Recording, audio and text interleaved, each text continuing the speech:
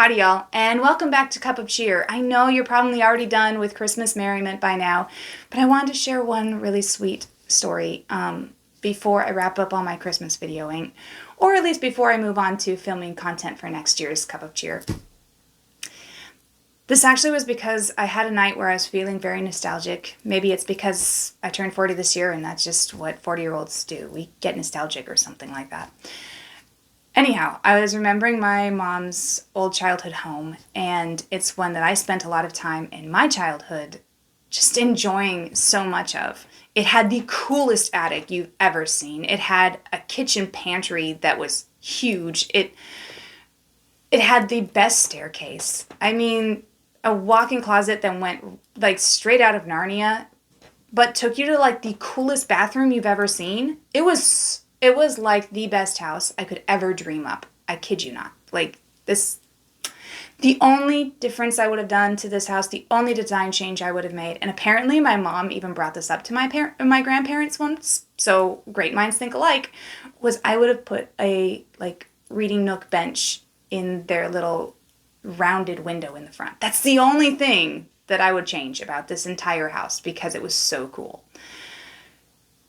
Well, when my grandparents died, the house had to be sold in the 90s. And in that time, we noticed a few changes when we would sometimes drive through the area because we still kept in touch with some of my grandparents' friends for some years. But we haven't been to that area in almost 10 years now, probably, maybe more. And I've wondered a lot what's happened to that house.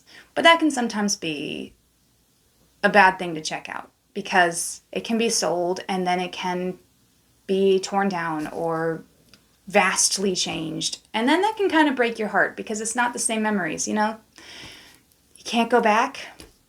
Well, I did the dangerous thing of looking it up on Google Maps, and I not only found out that actually even some changes that were modernized at one point seem to have actually been unmodernized, which is awesome. And not only that, but when I admit I did do Google Satellite View just to kind of see if I was looking at the right house. Like I wanted to see if this one addition that was made toward the end of my grandmother's life was still there or not.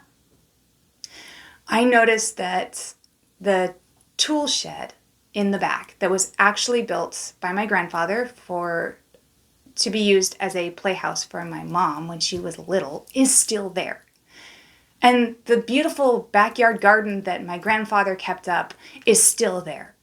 And it just made us smile so much. And I've gone over my 3-minute limit, so I guess this is going to be a long form.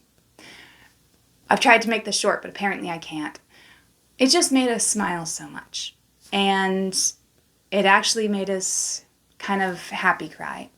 I don't plan on going to this house and like asking to walk inside or anything like that. It just does my heart so happy to find out that this house has been so well loved and taken care of. And apparently, according to the records, I didn't try to find this out. This was something that was like right away when I was just looking for images of it. But it's been one owner this whole time, one family. And so one family has been loving on this house since almost 30 years now. And that means that some family has grown up there and loved this house and used this house well. And that just makes me smile. I'm so grateful to see that the house that brought so much joy and life and memories into my family could then be passed down to another family and still be used in such a beautiful way. So that's one of my favorite memories from this Christmas season. What's one of yours? I know, again, it's already post-Christmas for most of you, but I mean, we can still share Christmas memories, right? God bless y'all. Thanks for watching. And I'd say see you soon, but technically you'll see me soon, hopefully. God bless.